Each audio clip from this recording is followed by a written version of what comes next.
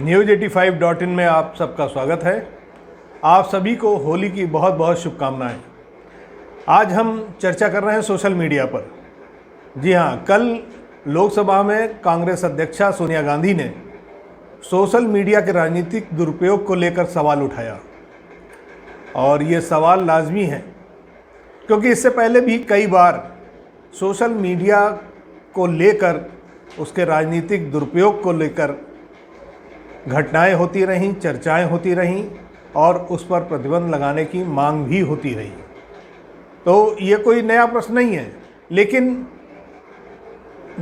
जिस तरीके से कल सोनिया गांधी ने कहा कि ये एक तरीके से लोकतंत्र के लिए बड़ा खतरा है और ये एक आम आदमी की आवाज़ को दबाने की साजिश है, तो निश्चित रूप से ये एक बड़ा प्रश्न, ये एक सोचनीय प्रश्न बन जाता है जिस पर हमें विचार करना चाहिए। कल लोकसभा में सोनिया गांधी ने साफ तौर पर कहा कि अमरीकी अखबार द वॉल स्ट्रीट जर्नल ने अपनी रिपोर्ट में साफ तौर पर कहा है कि सत्ताधारी दल द्वारा किस तरीके से फेसबुक और ट्विटर जैसे बड़े सोशल मीडिया प्लेटफॉर्म का दुरुपयोग सत्ता हासिल करने के लिए किया जा रहा है। इसी के साथ बड़े नेताओं की छवि को खराब करने के लिए भी इसका दुरुपयोग किया जा रहा है। अगर इस तरीके की रिपोर्ट्स, ये केवल द वॉल स्ट्रीट जर्नल की बात नहीं है, इसी तरीके की रिपोर्ट अल जजीरा और कलेक्टिव रिपोर्ट्स ने भी प्रकाशित किया है। तो अगर इस तरीके के बातें हो रही हैं, इस तरीके के बयान आ रहे हैं, तो निश्चित रूप से जो सोशल मीडिया प्लेटफॉर्म हैं, इन पर एक बड़ा प्रश्न चिन्ह लग जाता है। पहले जब चुनाव होते थे और जब सोशल मीडिया नहीं था, तो मेन स्ट्रीम मीडिया, खासकर जो हमारे समाचार पत्र होते थे, उन पर एक बड़ा आरोप लगता था पेड न्यूज़ का, पैसा देकर न्यूज़ छपवाने का। तो ये पेड न्यूज़ चुनाव के समय इनकी बड़ी भूमिका होती थी और चुनाव आयोग खास तौर पर इन पर नज़र रखता था कि इस तरीके का काम नहीं होना चाहिए और ना हो पाए।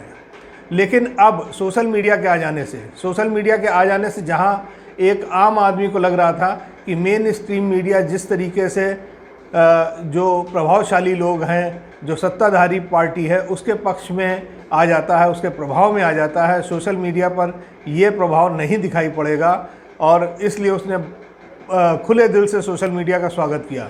लेकिन सोशल मीडिया अब एक बड़े खतरे के रूप में उभर रहा है। यहाँ पर पेड न्यूज़ की जगह ले ली है फेक न्यूज़ ने। फेक न्यूज़, आपको झूठे विज्ञापन दिखाए जाते हैं, आपको फर्जी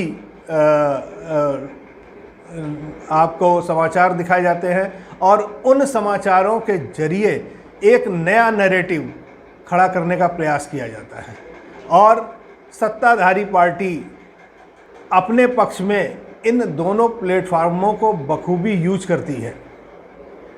अब सवाल उठता है कि अगर इस तरीके की प्रयास किए जा रहे हैं और इस तरीके का काम हो रहा है, तो हमारा चुनाव आयोग क्या कर रहा है? जहां चुनाव आयोग निष्पक्ष चुनाव को लेकर बहुत ही संवेदनशील अपने को बताता है और कहता है कि इस तरीके की कोई भी घटना पर उसकी पूरी नज़र है, तो लोकसभा में नेता विपक्ष के रूप में सोनिया गांधी ने ये सवाल उठाया, लेकिन चुनाव आयोग की नज़र में इस तरीके की कोई भी चीज़ दिखाई नहीं पड़ी। कल सोनिया गांधी ने लोकसभा में मांग की है कि चुनाव आयोग और सुप्रीम कोर्ट इस पर जांच करे और इस पर कार्रवाई करे। निश्चित रूप से इस पर कार्रवाई होनी भी चाहिए, क्योंकि अगर पेड न्यूज़ भारत के लोकतंत्र के लिए एक बड़ा खतरा है, तो निश्चित रूप से फेक न्यूज़ भी भारत के लोकतंत्र के लिए एक बड़ा खतरा है और इसको भी बंद करने का प्रयास किया जाना चाहिए और जो लोग इस तरीके का काम कर रहे हैं उनको निश्चित रूप से दंडित किया जाना चाहिए। आज की चर्चा बस यहीं तक। अगली चर्चा में हम फिर आपसे मुलाकात करेंगे। तब तक के लिए नमस्कार। Hey there. Subscribe to my channel and also press this bell icon.